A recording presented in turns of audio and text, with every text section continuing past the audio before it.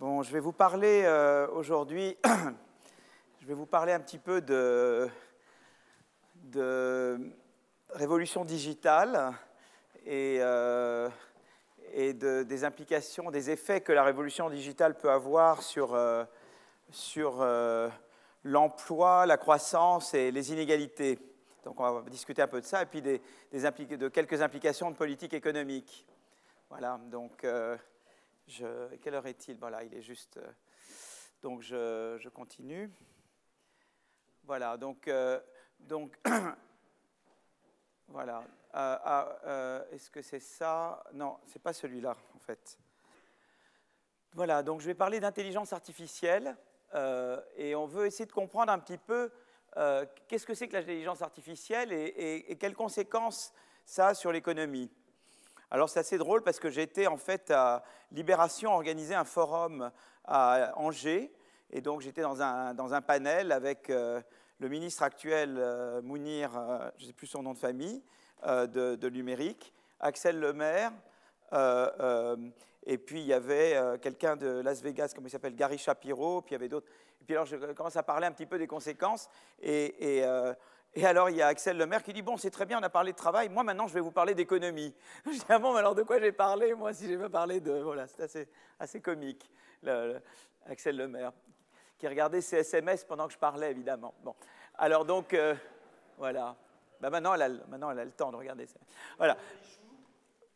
Voilà. Ah ben voilà, d'accord, très bien. Je ne sais pas ce qu'il faut penser. Voilà, je crois qu'il faut que je poursuive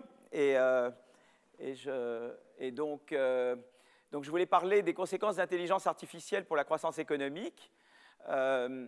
L'intelligence artificielle, donc on peut la définir comme la capacité d'une machine à imiter un comportement intelligent, humain intelligent, la capacité d'un agent à atteindre des objectifs dans un large éventail d'environnements. Il y a une série de définitions de l'intelligence artificielle. La question, c'est de savoir en quoi c'est très différent d'autres efforts d'automation. Donc, ces définitions évoquent immédiatement des problèmes économiques fondamentaux. Que se passe-t-il si l'intelligence artificielle permet d'automatiser un nombre toujours croissant de tâches accomplies auparavant au travers du travail humain? L'intelligence artificielle peut être utilisée dans la production ordinaire de biens et services, avec des effets potentiels sur les taux de croissance et le partage des revenus, et je vais en parler. Donc, une des choses, c'est qu'on peut l'utiliser, on peut robotiser la production en particulier. Donc, quelles conséquences ça a sur la croissance, le partage des revenus, sur l'emploi? Donc, je vais essayer d'en parler là aujourd'hui. L'intelligence artificielle peut également changer la production de nouvelles idées. C'est une nouvelle technologie pour produire des idées.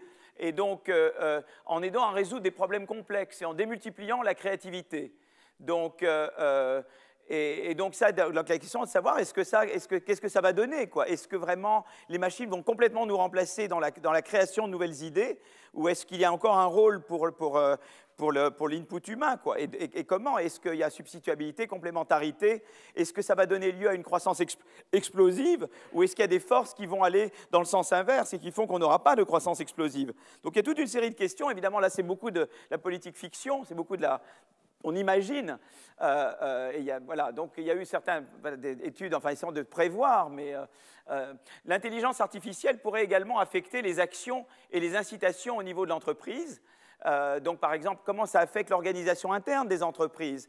Comment ça affecte la politique des salaires au sein de l'entreprise? L'intelligence artificielle permet d'accélérer l'apprentissage et l'imitation et accélérer le processus de destruction créatrice. Donc, peut-être que c'est plus facile d'être imité, peut-être que c'est plus dur d'être imité. Donc là, il y a toute une question. Et dans la mesure où ça accélère la destruction créatrice, quelles conséquences ça a pour la croissance? Donc, je vais en reparler de tout ça. En poussant le raisonnement à l'extrême, certains observateurs ont fait valoir que l'intelligence artificielle pourrait rapidement devenir auto-améliorante, c'est-à-dire que les machines se corrigent elles-mêmes, en disant, voilà, en fait, les machines peuvent faire mieux que les êtres humains parce que les machines pourraient s'auto-corriger, alors que nous, on ne s'auto-corrige pas toujours, et en produisant ce qu'ils appellent des singularités, c'est-à-dire une intelligence artificielle qui croîtrait d'elle-même, c'est-à-dire que pour le moment, c'est nous qui mettons en place des systèmes d'intelligence artificielle, mais il y avait l'idée de dire, mais non, vous pouvez en mettre en place, et puis elles vont s'améliorer elles-mêmes, et il y aura un effet boule de neige quelque part, part. Et donc, on peut imaginer une croissance illimitée, on peut imaginer une abondance extrême en temps fini. Est-ce qu'il y a des forces qui vont contre ça? Est-ce qu'on croit vraiment à une possibilité comme celle-là?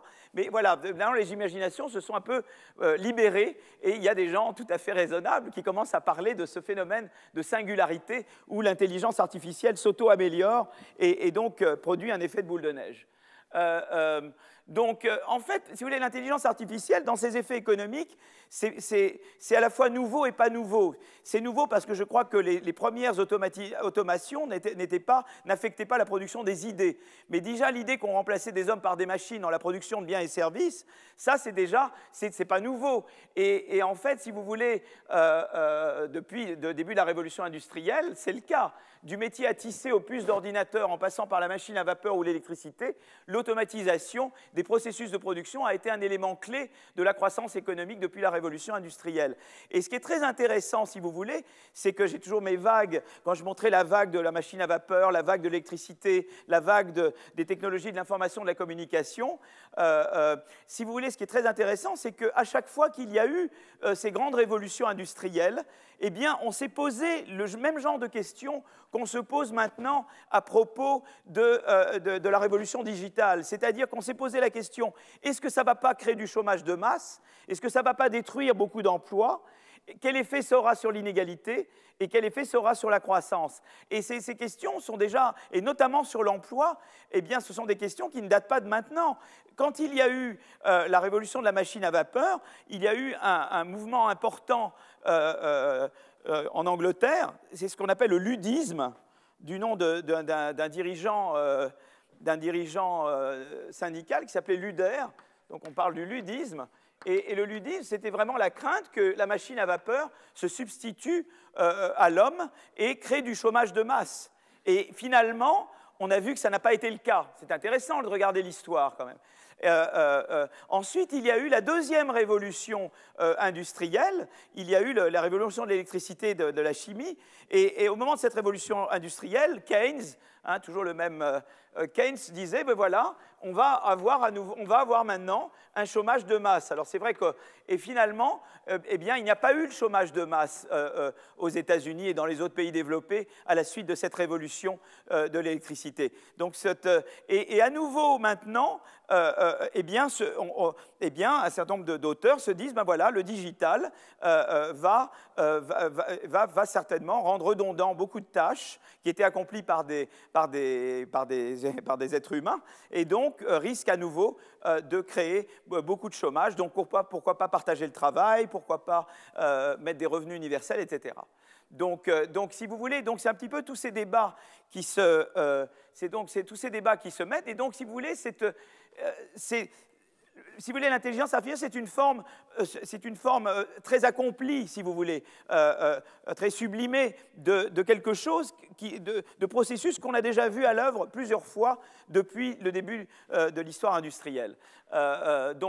Voilà. Donc c'est une nouvelle forme d'automatisation qui affecte des tâches que l'on croyait auparavant hors de portée, comme par exemple résoudre des problèmes, comme jouer aux échecs, comme conduire, donc voilà des tâches, par exemple, c'est la conduite de voiture, avec maintenant l'apparition de voitures autonomes, et des tâches qui appliquent des niveaux élevés de compétences, par exemple des services juridiques, les services bancaires, la radiologie, certaines formes de recherche scientifique en laboratoire. Si vous voulez, c'était des occupations qui étaient en fait très généralement, qui requièrent beaucoup de qualifications et dont on pensait qu'elles ne seraient pas touchées par le phénomène d'automation. Donc si vous voulez, c'est ça qui est un peu la nouveauté, c'est qu'au départ, les premières formes d'automatisation des tâches concernaient surtout des tâches accomplies par des employés très non qualifiés. Et donc, si vous voulez, il y avait l'idée que la machine se substitue au travail, mais au travail non qualifié et pas au travail qualifié. Une des nouveautés, si vous voulez, avec l'intelligence artificielle, c'est qu'en partie, ça se substitue également à du travail très qualifié, mais peut-être que c'est aussi complémentaire de travail très qualifié. Et donc, il y a tout un aspect, si vous voulez, de substitution, mais il y a un aspect de complément. Et ce que les économistes ont essayé de comprendre, c'est est-ce que c'est uniquement de la destruction d'emplois, mais est-ce qu'il n'y a pas aussi de la création d'emplois, et quels sont les effets sur les inégalités, les effets sur la croissance. Voilà, c'est un petit peu, l'introduction que je vous donne là sur ce sujet-là. Donc si on regarde un peu les effets sur la croissance, eh bien, si vous voulez, on dit, bon, ben, d'abord, évidemment, on va produire de manière beaucoup plus efficace, on va pouvoir, et donc, quelque part, ça va réduire le coût du travail, et on va produire de manière beaucoup plus efficace, on va peut-être automatiser certaines tâches et pouvoir faire autre chose avec le temps libéré. Donc il y avait l'idée que c'est un facteur de croissance. Mais il y a quand même quelque chose d'important, c'est qu'on se dit, est-ce que l'homme disparaît ou est-ce que... Et là, il y a l'idée, ce qu'on appelle l'effet Baumol. Et Baumol a observé que les secteurs connaissant une croissance rapide de la productivité, comme l'agriculture ou même l'industrie manufacturière aujourd'hui, voient souvent leur part du PIB diminuer, tandis que les secteurs connaissant une croissance relativement lente voient leur part du PIB augmenter. Mais parce que c'est un effet prix. Quand vous commencez à produire beaucoup de biens en très grande abondance, vous avez un effet prix, c'est-à-dire que parce qu'il y a beaucoup d'abondance de ce que vous produisez, eh bien, ça fait baisser les prix. Et comme on mesure les quantités monétaires, vous voyez, c'est pour ça que vous voyez, la part apparaît moins importante que ce que vous auriez pensé, parce que vous avez cet effet prix qui joue et qui compense en partie l'effet quantité. On a parlé déjà de l'effet prix, vous vous souvenez, quand on a parlé de la TFPR, vous savez, de la productivité des facteurs en revenus, en disant que dans une économie où les prix étaient flexibles, à l'intérieur d'une industrie, les prix s'ajustaient de façon que les secteurs les plus productifs, eh bien, le côté quantité était compensé par un côté prix, ce qui fait que quand on regardait en termes de revenus, eh bien, à l'intérieur d'une industrie, les firmes les plus ou moins productives avaient montré la même productivité en revenus. Vous vous souvenez? Eh bien, c'est le même genre d'effet prix qui explique cet effet Baumol. Voilà. Baumol était un grand économiste qui a eu beaucoup de grandes idées, en fait. Son nom revient très souvent. Il faudrait qu'un jour, je vous parle de Baumol pendant une demi-heure, comme je l'ai fait pour Thaler, parce que Baumol mérite au moins, disons, l'hommage qu'on a rendu à Thaler. Enfin, je pense beaucoup de bien de Thaler, mais je pense beaucoup de bien de Baumol également. Lorsqu'elle est appliquée à un modèle où l'intelligence artificielle automatise la production de biens et services, l'effet Baumol permet de concevoir une croissance globale équilibrée avec une part de capital constante, bien inférieure à 100%. C'est-à-dire que si on a... beaucoup de gens avaient l'air de dire, voilà, on sait qu'en gros, il y a ce qu'on appelle l'effet de Kaldor. On sait que Kaldor a dit, voilà, il y a un certain nombre de régularités. La part du travail et la part du capital, en tout cas pendant de longues décennies, dans le revenu total, ont été constants. Et on se dit, est-ce que maintenant, avec l'intelligence artificielle, tout d'un coup, la part du capital va exploser et tout prendre finalement? Eh bien, l'effet Baumol peut contribuer à ce que ça ne soit pas le cas. Peut-être qu'on ne restera pas exactement à la constance des facteurs comme Kaldor le prédisait. Peut-être qu'il y aura un changement, mais pas aussi dramatique qu'on aurait pu le prévoir, parce qu'il y a cet effet prix qui compense l'effet quantité. Et donc, c'est l'effet Baumol dont je vous parle ici. Alors maintenant, là, je vous parle un peu de l'automatisation dans la production de biens et services, mais il y a l'automatisation dans la production d'idées. Et là, on peut se dire, ben voilà, il y a cet effet d'emballement. Si tout d'un coup, l'intelligence artificielle se met à faire de la recherche, vous voyez, se met à faire les inventions, etc., et bien, peut-être qu'il y aura une accélération de l'invention, et que du coup, eh bien, on va avoir une croissance exponentielle, et peut-être que, voilà, explosive, etc. Et là, il y a un autre effet Baumol, mais c'est un effet Baumol différent, si vous voulez. Mais il y a encore cette idée que, eh bien, il y a des forces qui vont dans le sens inverse. Et une des forces qui va dans le sens inverse, c'est la destruction créatrice. C'est-à-dire que de dire, voilà, mettons que vous soyez dans une situation où vous avez, pour faire de l'innovation, vous avez deux stades de recherche. Il y a un stade qui requiert un input humain, et là les machines peuvent remplacer, quoi. Voilà. Et ben, l'idée, si vous voulez, mais que quand même l'input humain est important au départ. C'est-à-dire que, par exemple, moi je pense beaucoup qu'il y aura toujours une créativité, une intuition. Je pense, enfin voilà, je ne vois pas la machine, peut-être qu'avant il y a beaucoup de choses qu'on ne voyait pas la machine faire et que les machines se sont mises à faire.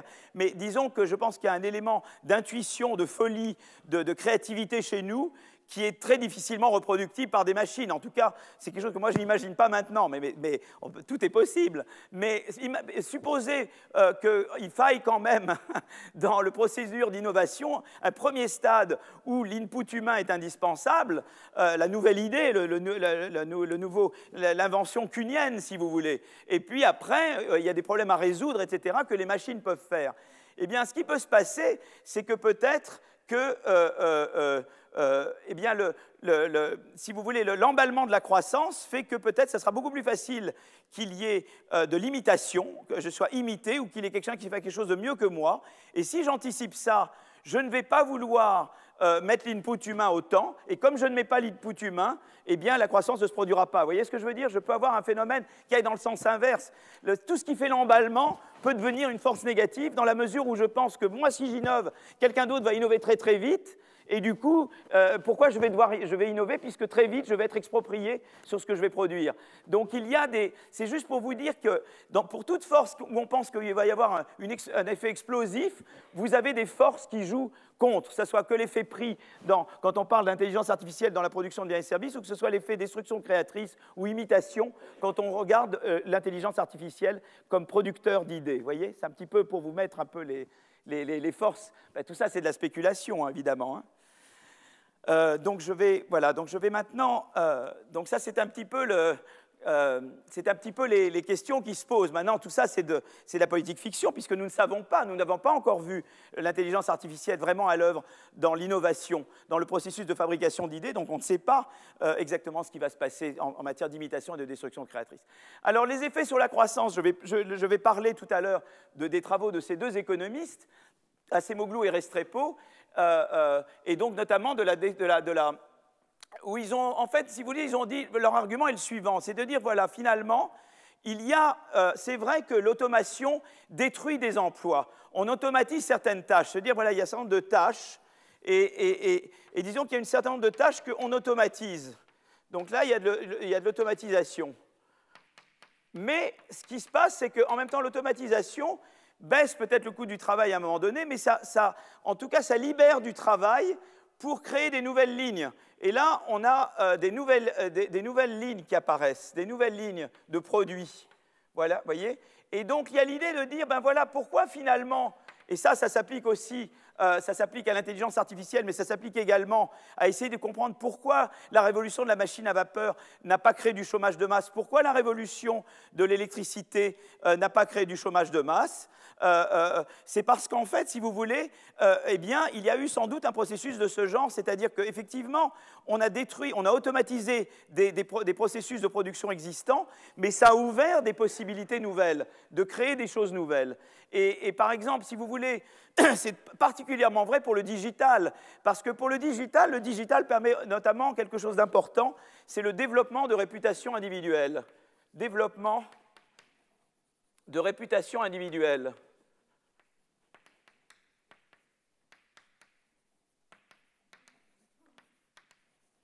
Et par exemple, si vous voulez, vous avez par exemple dans les taxis, vous avez G7. Bon, c'est très important d'avoir G7, c'est une compagnie, tout à fait. Mais ce qui se passe, c'est que G7, c'est un label. Bon, vous avez Uber, vous pourrez dire, on est un autre. Mais ce qui se passe maintenant avec le digital, c'est qu'on peut développer sa réputation individuellement. C'est-à-dire que les gens peuvent savoir tout de suite si vous êtes un bon conducteur, un mauvais conducteur. Par exemple, Blablacar, ça repose énormément sur la réputation du... Ben voilà, on partage la conduite avec d'autres, mais on sait tout sur leur passé comme conducteur, vous voyez, où on sait beaucoup de choses, voilà, où s'ils sont des... Et donc, et pareil pour les hôtels, et pareil le Airbnb, etc. Donc, c'est-à-dire que maintenant, grâce au digital, on peut développer des réputations individuelles. C'est vrai pour le service à la personne, c'est vrai pour toute une série d'activités. Et du coup, ça permet à beaucoup de gens de dire, mais moi, maintenant, je n'ai pas besoin de rentrer dans G7, je peux moi-même créer quelque chose parce que je développe une réputation individuellement. Donc, si vous voulez, c'est intéressant de se dire, voilà, c'est vrai que l'intelligence artificielle détruit des emplois, mais elle crée énormément de possibilités de création d'emplois. Et là, le problème qui se pose, évidemment, c'est comment faire en sorte que, eh bien, on puisse passer des emplois détruits aux nouveaux emplois. Et quel est le système social qu'on met en place pour rendre ça voilà, pour le faciliter et le rendre le moins douloureux possible. Donc, si vous voulez, donc il y a toute une série de questions qui sont posées par ça, mais si vous voulez, il y a vraiment cette vision. Vous automatisez des lignes existantes, mais du coup, vous encouragez la création de nouvelles lignes, de nouvelles lignes de produits, ou de faire de la recherche dans de nouveaux domaines. Et donc, pareil pour la recherche, c'est-à-dire dans la mesure où peut-être il y a une partie de la recherche, tout ce qui est computation, calcul, etc., qui est facilité, ça permet de travailler sur beaucoup plus de problèmes et donc d'élargir le champ de l'innovation. Donc, si vous voulez, ce qu'on veut comprendre, c'est la résultante de ces forces contradictoires et comment c'est vécu, quoi, et comment les sociétés sont plus ou moins bonnes à gérer, si vous voulez, les deux forces contradictoires. Voilà, c'est un peu ça la question qui est, voilà, les questions que posent les inégalités. Alors évidemment, alors là c'est intéressant parce qu'évidemment a priori on va se dire, ben, c'est le travail qualifié qui profite davantage que le travail non qualifié, qui lui est beaucoup plus vulnérable au développement des robots et de l'intelligence artificielle. Mais en fait, on va voir qu'il y a des forces intéressantes en matière d'inégalité. C'est-à-dire que ça va plus loin que ça. Et je vais vous parler plus en détail de comment la mécanisation, l'innovation et l'intelligence artificielle peuvent affecter l'inégalité. Donc ça, c'est intéressant. Et on va voir en fait qu'il y a un résultat très surprenant. La prime salariale liée au travail dans les entreprises intensives en intelligence artificielle peut être plus élevée pour les professions moins qualifiées, ce qui peut aller contre votre intuition. Et je vais vous expliquer tout à l'heure d'où vient cette idée-là. Alors, les questions, si vous voulez, qui ont motivé, un certain nombre de questions. Qu'est-ce qui a motivé l'introduction des robots? Donc ça, c'est une grande question. Il y a des travaux qui montrent, il y a différentes explications, mais qu'est-ce qui a pu motiver l'introduction des robots? Deuxièmement, évidemment, comme je disais tout à l'heure, on veut comprendre les conséquences de l'intelligence artificielle sur comment organiser les marchés du travail, comment organiser le système éducatif, comment adapter la politique de la concurrence et la protection des droits de propriété intellectuelle, comment réorganiser l'État. Donc il y a toute une série de questions qui se posent évidemment quand on est une économie qui introduit et qui développe l'intelligence artificielle, et donc on pourra en parler à la fin de cette... Donc ça, c'est un peu mon introduction générale, et je vais maintenant passer tout de suite au cœur de l'analyse. Alors je vais commencer par ce premier papier. Très bien, donc je commence, donc voilà. Donc je vais maintenant parler un petit peu de robotisation et marché du travail. Donc quand je vous ai dit tout à l'heure, théoriquement, il y a l'aspect destruction d'emplois et l'aspect création d'emplois. Mais ce qui se passe, c'est que les premières analyses empiriques qui ont été faites ont surtout montré le premier aspect. Donc, et pas encore le deuxième, mais bon, parce que c'est un début. Donc je vous montre les travaux qui existent, je ne montre pas ceux qui n'ont pas encore été faits, d'accord? Mais voilà, donc je parle de Keynes tout à l'heure, j'avais parlé de Keynes. Nous sommes atteints d'une nouvelle maladie dont certains lecteurs n'ont peut-être pas entendu le nom, mais dont ils se entendront beaucoup parler dans les années à venir, à savoir le chômage technologique. Donc ça, c'était la grande inquiétude de Keynes. Et on peut se demander si cette inquiétude est fondée quand il s'agit des conséquences du développement de l'intelligence artificielle. Donc, voilà. Donc, par exemple, là, il y a un article qui est écrit par des chercheurs d'Oxford, et ils s'intéressent à la probabilité d'automatisation de différents métiers. Et ils ont conclu que 47% de l'emploi américain sera hautement menacé par l'automatisation des tâches au cours des 20 prochaines années. Vous voyez, donc donc voilà, donc là il y a vraiment, voilà, il y a cette menace. Alors la question, c'est qu'est-ce qui va se passer, comment ça va être, voilà, comment la société va s'adapter à cette situation-là. Mais ça, c'est ce que disent ces deux auteurs. Et l'estimation est controversée parce que cette étude s'intéresse uniquement à ce que la technologie permettra de faire pour remplacer le travail humain. Mais elle ne tient pas compte de la réponse de l'économie dans son ensemble, du coût de l'automatisation, de la réponse des salaires face à cette menace et, comme je disais tout à l'heure, de la création de nouveaux emplois dans les entreprises complémentaires de l'automatisation ou correspondant à de nouvelles tâches, de nouvelles lignes de produits. Donc tout ça n'est pas pris en compte, évidemment. Mais effectivement, c'est des effets de plus long terme. Et ce que je vais vous montrer maintenant, c'est à nouveau des effets d'assez court terme quand même. Donc vous allez voir qu'effectivement, à court terme, l'effet est plutôt négatif sur l'emploi. Et c'est à plus long terme que l'effet devient positif. Donc là, c'est un papier sur les États-Unis de Acemoglu Restrepo, c'est un premier papier. Et la question qu'il se pose, c'est quel a été l'impact de la robotisation sur le marché du travail jusqu'alors. Et afin de bien définir le cadre de l'étude, eh bien, les auteurs se concentrent sur l'impact des robots industriels.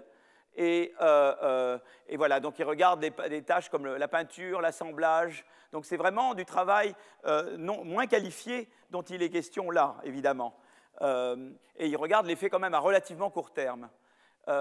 Donc, si vous voulez, d'abord, il montre ce qui est des choses assez intéressantes, c'est que si vous regardez l'évolution au cours du temps de la robotisation, c'est-à-dire de la fraction du ratio du nombre de robots sur le nombre d'employés, ce qui est très intéressant, c'est que, et bon, tout ce que je dis là n'est absolument pas une apologie du modèle américain, donc on ne va pas se dire, si on va ressortir, c'est parce que je crois que la prochaine fois je vais être assassiné. Si on peut venir avec des papiers comme ça, j'imagine qu'ils peuvent venir avec des armes, non, je ne sais pas, ou avec des, je sais pas, non, les armes, ils ne peuvent pas, c'est une bonne chose. Ou ils peuvent jeter leurs chaussures aussi sur moi, comme George W. Bush, ça ils peuvent faire aussi, oui. Ça devient sympathique. Voilà, alors si on regarde la moyenne en Europe, vous voyez que l'Europe a toujours été un peu au-dessus des États-Unis. Et voyez, et ça a augmenté peut-être un petit peu plus. Enfin, c'est des évolutions parallèles, mais l'Europe étant toujours un peu plus robotisée que les États-Unis. Donc évidemment, on peut être intéressé de savoir pourquoi il y a cette différence-là et pourquoi ça a augmenté au cours du temps. Donc c'est toujours des questions. Évidemment, ça ne prouve rien. Il n'y a rien de causal là-dedans. C'est juste, je vous montre juste des évolutions comparées. Et on veut essayer de comprendre un petit peu mieux. Donc, toujours restant avec ces données de l'International Federation of Robotics, l'Europe reste en permanence au-dessus des États-Unis. L'écart s'est creusé dans les années 2000 et se réduit un petit peu depuis 2010. Donc, c'est intéressant de comprendre pourquoi il y a ces évolutions, cette évolution comparée des États-Unis vis-à-vis de l'Europe. Ce qui est intéressant, c'est qu'on peut regarder également la pénétration. Si vous voulez, en quoi est-ce qu'on robotise plus certains secteurs que d'autres? Et en fait, on voit, vous voyez, il y a des différents secteurs. Là, c'est ce qu'on appelle des one digit, quoi. C'est une distinction assez grossière des secteurs, puisqu'on peut rentrer plus en détail dans les sous-secteurs. Déjà, on a déjà vu ça dans les cours précédents. C'est intéressant qu'on voit que quand même, vous voyez, si vous voulez, eh bien, il y a une énorme hétérogénéité dans l'accroissement du nombre de robots selon les secteurs. Vous voyez, en Europe. Vous voyez, ça varie beaucoup. C'est le jaune, hein, donc et vous voyez que l'évolution du jaune est différente, par exemple, de l'accroissement des importations en provenance du Mexique ou en provenance de Chine, ou de la croissance du stock de capital. Vous voyez, c'est des choses qui ne varient pas de la même manière. Voilà, on sent que la robotisation obéit à des considérations différentes. Ça ne veut pas dire qu'elle soit totalement non corrélée avec les autres, mais ça obéit à des considérations différentes donc on veut comprendre. Est-ce qu'il y a quelque chose de spécial avec la robotisation? Vous voyez, quand vous voyez dans les différents secteurs, ce n'est pas forcément là où vous avez le plus d'accroissement des importations chinoises ou d'augmentation du stock de capital que vous avez nécessairement le plus de robotisation. Donc ça, c'est intéressant. Il n'y a pas une explication évidente. Voilà, ben c'est simplement les importations chinoises ou c'est simplement... voilà, donc là, il n'y a pas de... Donc c'est intéressant, on veut comprendre plus en détail de quoi il s'agit. Donc les auteurs présentent d'autres tendances au sein des secteurs. Voilà, donc on observe que la hausse du nombre de robots ne semble pas corrélée avec les autres variables que j'ai regardées, évolution des imports chinois, croissance de la part du capital, etc. Donc qu'est-ce que font, maintenant je ne vais pas vous montrer d'équation ici, mais qu'est-ce que font Acemoglu et Restrepo? Ils développent un modèle dans lequel les individus et les robots sont en concurrence pour la réalisation de différentes tâches. Et en fait, la part des tâches pouvant être réalisées par les robots dépend du secteur considéré. Les zones d'emploi peuvent commercer entre elles, et le modèle décompose l'impact des robots sur l'emploi et les salaires entre deux effets, un effet négatif sur les employés qui perdent leur travail et un effet positif de hausse de la productivité sur l'ensemble de l'économie. Donc, chez eux, ils ont cette côté que, voilà, c'est vrai que ceux qui perdent le travail, évidemment, il y a une perte, et puis probablement, s'ils sont employés, il y a une perte d'emploi, et probablement, il y a une pression à la baisse des salaires, et en même temps, il y a un effet de hausse de la productivité sur l'ensemble de l'économie. Mais ils n'ont pas vraiment dans ce modèle-là le côté création de nouveaux emplois. D'accord ? Donc dans le modèle, l'impact des robots dans les zones d'emploi est décrit par une mesure de l'exposition de ces zones aux robots.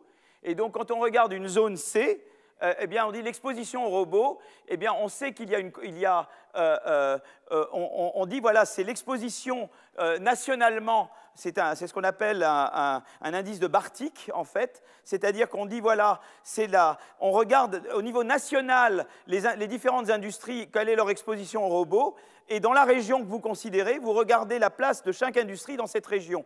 Donc vous ne savez pas au niveau de la région quelle est la place de l'industrie, mais ce que vous dites est que vous dites, voilà, en gros, je prends comme donnée la composition disons, la pénétration des robots dans l'industrie au niveau national, et pour chaque région, je regarde quelle est l'importance relative des différentes industries. Et c'est comme ça que je construis un indice relativement exogène de mesure à quel point la région est exposée aux robots, voilà, qui est une mesure assez exogène parce qu'il pourrait se passer plein de choses dans la région, mais ça n'affecterait pas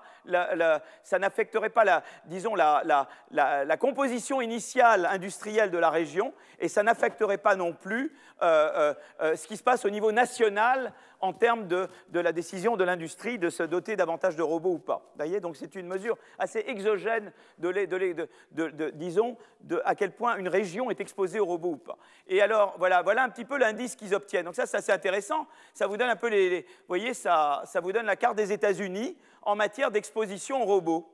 Donc plus c'est foncé, plus l'exposition est forte. Voilà. Donc vous voyez que dans la côte est, cette région, la région de Chicago, très exposée. Évidemment, là, le Montana, moins, évidemment. Voilà, un petit peu le... Moi, je m'attendais à plus je m'attendais à davantage dans la Silicon Valley, en fait. C'est marrant, hein, je pensais qu'il y aurait davantage de rouge foncé à gauche. Mais voilà. Enfin, voilà, en tout cas, c'est intéressant. C'est intéressant de voir un peu la carte des États-Unis. Vous pourriez faire la même chose en France. Vous pourriez avoir la même carte en France, évidemment. Hein. Mais ça, on ne l'a pas pour le moment. Mais on fera ça un jour. On fera ça, parce qu'on déjà, on fait la croissance manquante pour la France. Donc, on fera un jour les robots en France. Voilà. Donc, qu'est-ce qu'ils font? Ils disent, voilà, qu'est-ce qu'on va faire? Eh bien, on va regarder le ratio de l'emploi sur la population. Donc, ce qu'ils font, c'est qu'ils disent, voilà, je vais regarder comment le ratio de l'emploi sur la population dans une région dépend de l'exposition aux robots. Donc, je vais regarder, en fait, entre 90 et 2007. Et c'est des données de panel, hein, ils contrôlent pour des effets fixes, je pense, là-dedans. Hein. Je pense que c'est écrit d'ailleurs. Est-ce que le panel est en bas? Non, les données, c'est partout, partout on contrôle pour les effets fixes. Partout, hein, c'est ça.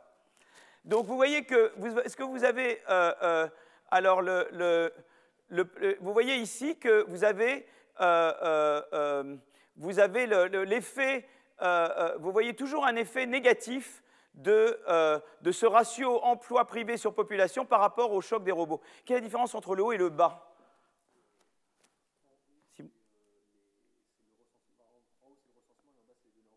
Ah oui, d'accord. Données employeurs en bas et recensement en haut. D'accord. Merci, Simon. Merci beaucoup. Donc voilà.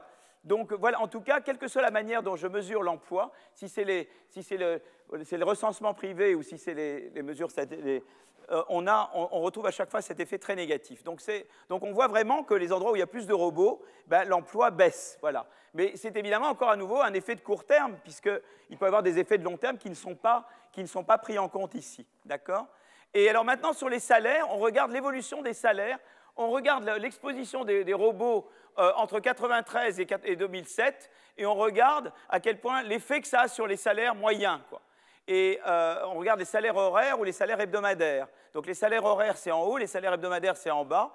Et on voit à chaque fois que, eh bien, il y a un effet négatif de l'exposition aux robots sur les salaires. Donc les robots, globalement, ici, ça fait baisser les salaires, d'accord? Pour une région. C'est intéressant. Pour les firmes elles-mêmes, ça sera différent. On ira tout à l'heure sur les firmes. Mais on voit que pour une région qui adopte plus de robots, on voit qu'il y a une pression à la baisse des salaires. Donc à court terme, ça fait baisser l'emploi. Les nouvelles ne sont pas bonnes. L'emploi baisse et les salaires baissent. D'accord? Alors évidemment, tout ça, c'est des corrélations. Et il n'y a pas de... On voudrait, nous, une vraie causalité de l'effet des robots. Moi, il me semblait que quand même... qu'on avait avec Bartik déjà pas mal d'exogénéité. Donc déjà, c'est assez exogène avec Bartik, mais les auteurs peuvent être toujours sujets à la critique que même au niveau national, l'adoption de robots peut provenir d'une réponse au problème économique, encore qu'elle ne serait pas régionale, elle serait nationale. Donc moi, je veux bien qu'on fasse ce truc-là. Moi, je pense déjà avec Barty qu'on avait déjà quelque chose de raisonnablement exogène. Donc, si un secteur représente un point important dans une zone d'emploi et qu'il est en difficulté, cela aura également un effet négatif sur l'emploi dans cette zone, en même temps que ça aura un effet sur l'adoption des robots. Donc, vous avez un petit peu peur que vous ayez quelque chose, un troisième facteur, que ce ne soit pas directement l'effet des robots sur l'adoption des robots sur les salaires ou l'emploi, mais que ce soit un troisième facteur qui est la santé économique, et qui a un impact à la fois sur l'emploi et par ailleurs sur les robots. Et que vous, en fait, c'est la corrélation que vous avez vue et pas vraiment l'effet causal direct de l'adoption de robots sur l'emploi et les salaires. Voilà. Donc, en gros, vous avez un petit peu peur. Vous vous intéressez à cette causalité-là, mais il se peut qu'il y ait un truc qui s'appelle les santé économiques d'un secteur au niveau national, qui ait en fait un effet à la fois sur ça, et du coup, tout ce que vous mesurez, c'est que en fait, ces deux variables sont corrélées à quelque chose d'autre, qui est la santé économique du secteur, et qui n'est pas vraiment la causalité que vous voulez mettre en évidence, d'accord ? Donc, à ce moment-là, donc les auteurs vont utiliser un instrument, c'est-à-dire quelque chose qui va faire varier cette chose-là et qui ne va affecter celle-ci que parce qu'elle fait varier cette chose-là. C'est ça l'idée d'un instrument. Hein.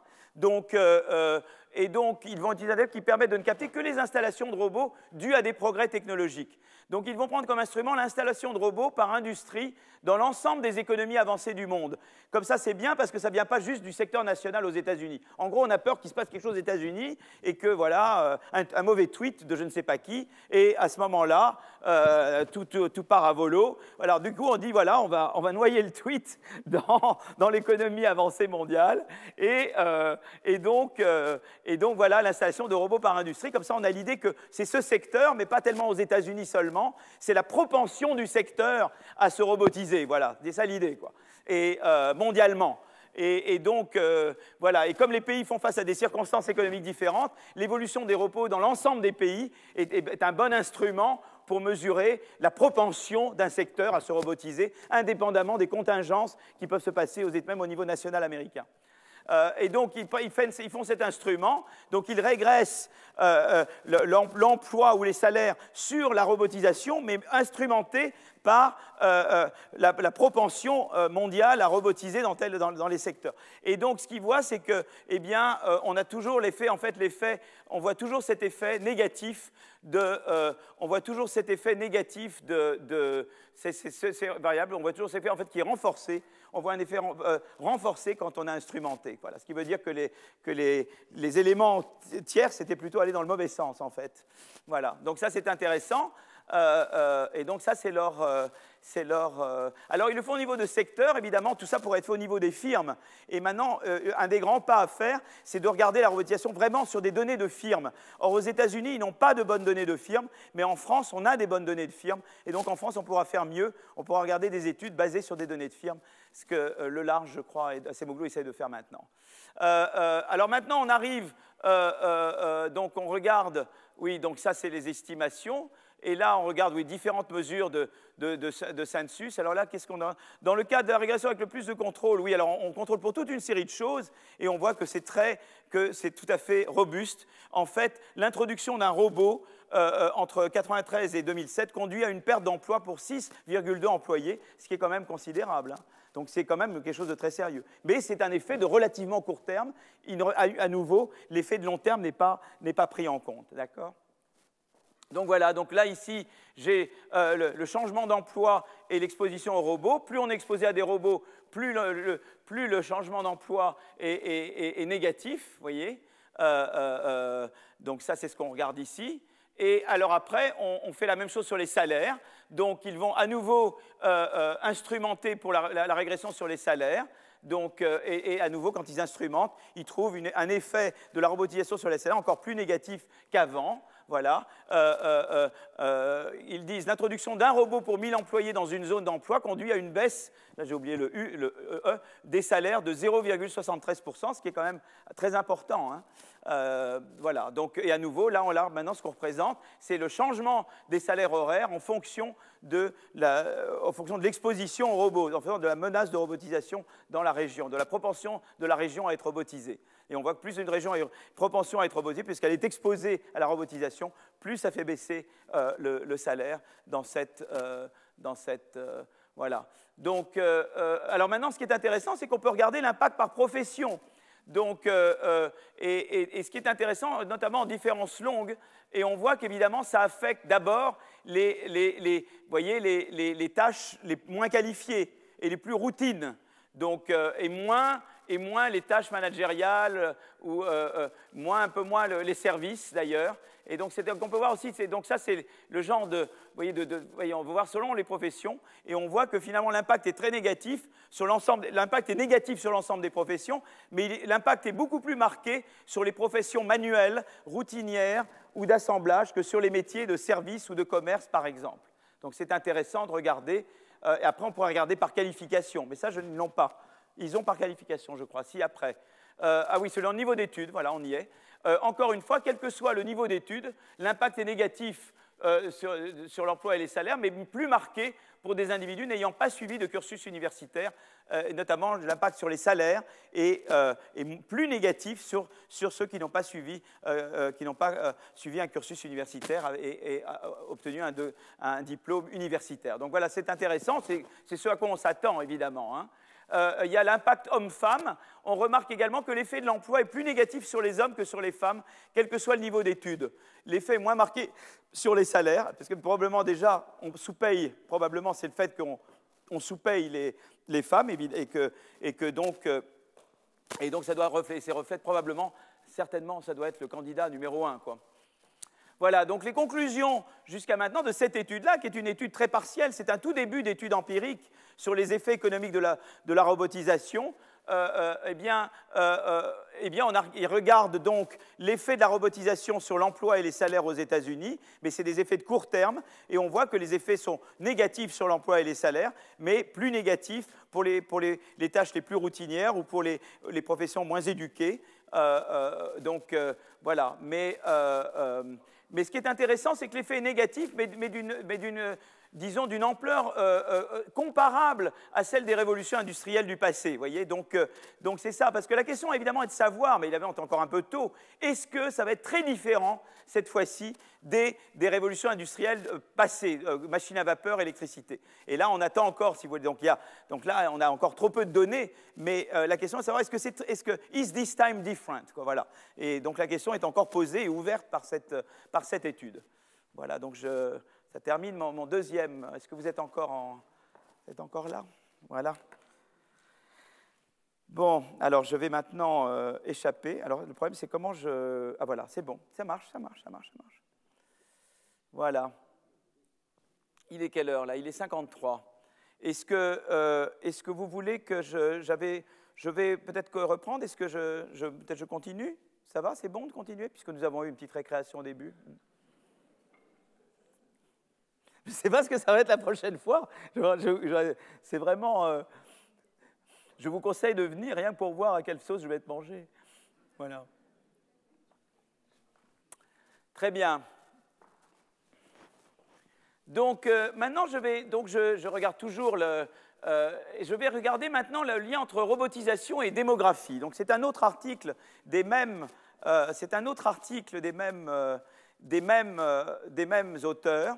Et donc, ils regardent un petit peu le lien avec la démographie. Donc, ils sont toujours intéressés, évidemment, par cette comparaison Europe-États-Unis, quoi, en gros. Je crois que ça les a beaucoup motivés. Alors là, ils ont mis la Corée du Sud. Vous voyez, donc ça, c'est intéressant.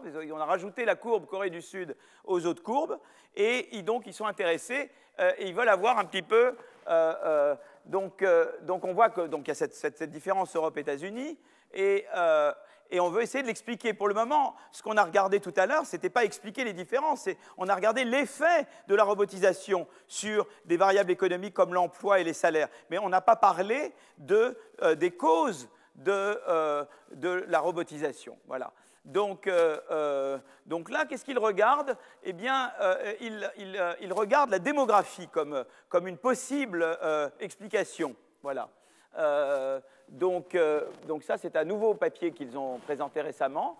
Et donc, on peut mettre... Et ce qu'ils font, c'est qu'en fait, ils mettent en parallèle deux choses. Un, c'est l'évolution dans l'adoption des robots, c'est-à-dire les courbes que je vous ai montrées il y a une minute. Et puis, de l'autre côté, eh bien, le vieillissement de la population. Le ratio du nombre de personnes de plus de 56 ans au nombre de personnes entre 36 et 55. Et donc, qu'est-ce qu'on observe? Eh bien, c'est assez intéressant parce que, regardez, il y a quand même une similitude. On observe les pays dans lesquels le vieillissement de la population a été le plus marqué semblent avoir connu une forte robotisation. C'est pour ça qu'ils ont mis la Corée du Sud, parce qu'apparemment la Corée du Sud est très sujette au vieillissement, et donc ils ont observé qu'il y avait une plus grande robotisation. Voilà. Le phénomène de vieillissement est moins marqué aux États-Unis, et s'accompagne d'une robotisation de l'économie moins grande. Donc ils ont essayé de dire, ben voilà, peut-être un des facteurs qui sous-tend la différence États-Unis-Europe peut être dû peut-être la démographie. Donc ils vont explorer ce canal. Il y a d'autres canaux certainement, mais eux se concentrent sur celui-là. Vous savez, en économie, après, on essaie de faire une chose, on essaie de la pousser le plus possible et de voir tout ce qu'on peut en tirer, en ayant tout de même l'esprit ouvert et se disant mon explication n'est certainement pas la seule, mais on veut voir s'il y a quelque chose derrière. Voilà. Et vous voyez que dans les deux cas, la courbe pour le... Alors ici, c'est l'Allemagne. Vous voyez, dans les deux cas, l'Allemagne est au-dessus des autres. Voyez, et donc la question, c'est de savoir est-ce qu'il y a vraiment une causalité, est-ce que c'est une coïncidence, ou est-ce qu'il y a une causalité de l'un à l'autre, d'accord? Donc, demandons-nous dans quelle mesure une population vieillissante pourrait avoir un impact économique. Donc, si vous voulez, l'idée, c'est de dire, bien, une population vieillissante, on peut se dire, ben, il y a plusieurs aspects, mais peut-être qu'une population vieillissante, on a une pénurie de main-d'œuvre qui ne permet pas de répondre aux besoins de la population. Peut-être qu'aussi, il y a le côté qu'on produit moins parce qu'il y a plus d'épargne et donc il y a moins de demandes quelque part et donc moins de production à cause de moins de demandes. Voilà, donc il y a différents aspects. Il peut y avoir un côté demande et un côté offre, si vous voulez. Mais disons que l'explication la plus immédiate, c'est de se dire, bien, voilà, on a des pénuries, surtout dans certaines catégories, à certaines tranches d'âge, et cette catégorie peut-être augmente beaucoup les coûts de production, et on se dit, c'est peut-être là qu'on veut mettre des robots pour pallier, pour justement pallier à cette insuffisance de l'offre de travail. Voilà.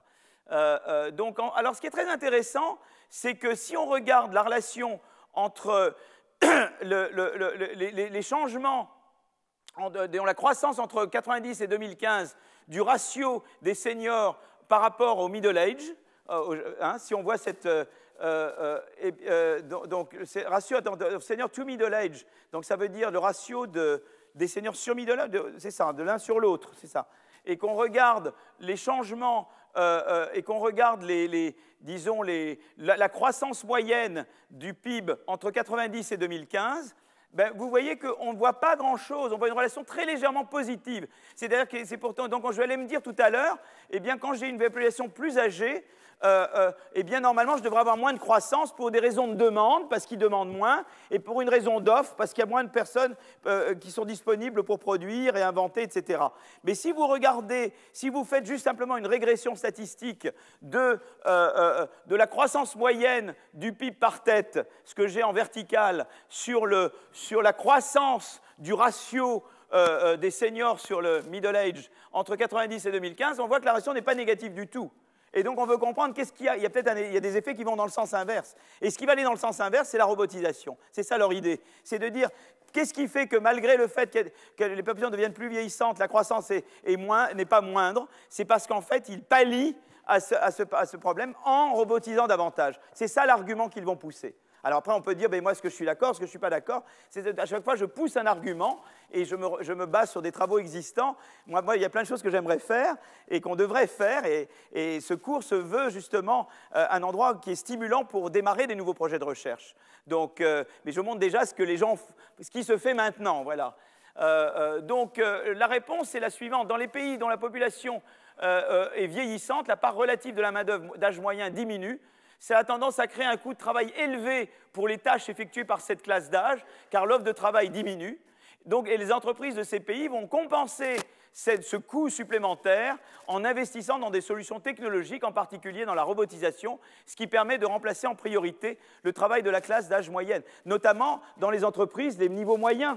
on sait que beaucoup dans les entreprises, les échelons moyens, les échelons médians dans la hiérarchie de l'entreprise ont été beaucoup mécanisés, ce qui fait qu'il y a eu un aplatissement dans la hiérarchie des entreprises. C'était un des grands phénomènes dans l'évolution de l'organisation interne des entreprises dans les dernières décennies. C'était ce qu'on appelle un aplatissement, hein, une augmentation de ce qu'on appelle le span of control en anglais. Voilà, donc on aurait alors une relation positive entre vieillissement de la population et robotisation qui expliquerait que les économies vieillissantes continuent de croître. C'est ça l'argument que nos amis vont pousser. Voilà. Alors là, ici, ils regardent la densité de population et la courbe en noir, la courbe noire représente la densité de population employée par âge aux États-Unis en 2000. Et les courbes pointillées, la bleue, elles représentent la densité de population employée par âge dans les secteurs hautement robotisés. Et on observe que la population dans la tranche d'âge moyenne est surreprésentée dans les secteurs hautement robotisés. Vous voyez, ils sont au-dessus des autres. Vous voyez, si je me restreins au secteur robotisé, vous voyez que vous avez une part plus importante de la population qui est dans la classe d'âge médiane. Voilà. Et cadre, en fait. Je pourrais parler de cadre ou d'âge moyen, ou pas forcément cadre, ou moins. On observe que la population d'âge moyenne est surreprésentée. Cela semble confirmer le fait que le travail effectué par cette tranche d'âge est particulièrement substituable à celui effectué par le robot, qu'en tout cas les robots, en tout cas c'est intéressant qu'il y ait ce lien entre les deux. Donc on regarde alors l'impact de la robotisation par âge sur l'emploi et les salaires. Donc là, c'est des choses que j'ai parlé tout à l'heure, et on voit la substitution semble toucher les tranches d'âge moyennes. Là, vous voyez ici, ce que j'ai regardé, je fais la même, quand je regarde l'impact sur l'emploi et les salaires, je regarde ce que je regardais tout à l'heure, mais tout à l'heure, vous vous souvenez, je le regardais par occupation, ou je le regardais par industrie, etc. Mais là, je le regarde par tranche d'âge, et vous voyez que c'est particulièrement dans les tranches d'âge médianes que la robotisation, tout secteur confondu, a lieu aux États-Unis. Donc ça, c'est intéressant, ça va dans le sens de leur explication. Pour expliquer l'effet causal, mais tout ça, ce n'est pas un effet causal. Donc eux, ils veulent un effet, disons, de l'âge sur le ratio des robots par rapport à la force de travail. Ah, j'ai fait une bêtise, là. Non, c'est bon, on y arrive, voilà. Donc ils veulent regarder l'effet de l'âge sur voyez, l'effet de la démographie sur l'adoption de robots. Donc, ils veulent donc l'effet causal du vieillissement sur la robotisation. Et donc, on va reprendre la méthodologie de l'article de ce que j'ai présenté juste avant, mais en exploitant cette fois la variabilité entre les différents pays.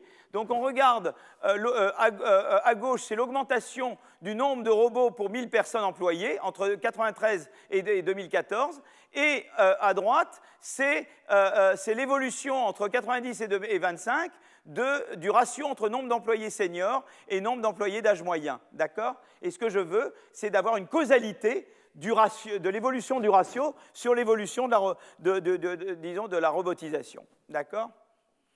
Donc, si je fais simplement une régression statistique sans instrument, je vois qu'effectivement, et je regarde entre différents pays, donc là, je pense qu'on a un cross-country panel, probablement, un panel avec effet fixe pays, je pense, quand même, hein, minimum, je pense, quand même, pas assez Acemoglu qui mettrait entre effet fixe, lui qui vous casse les pieds dans les séminaires. Bon, Acemoglu, il est un type très sympathique, souvent il vous ennuie dans les séminaires avec des choses que lui fait dans ses papiers. Je dis, mais tu l'as fait, je l'ai présenté ton papier. Toi, ce que tu me reproches, tu l'as fait toi-même. Donc mais là, j'ose espérer que le minimum, il l'a bien fait.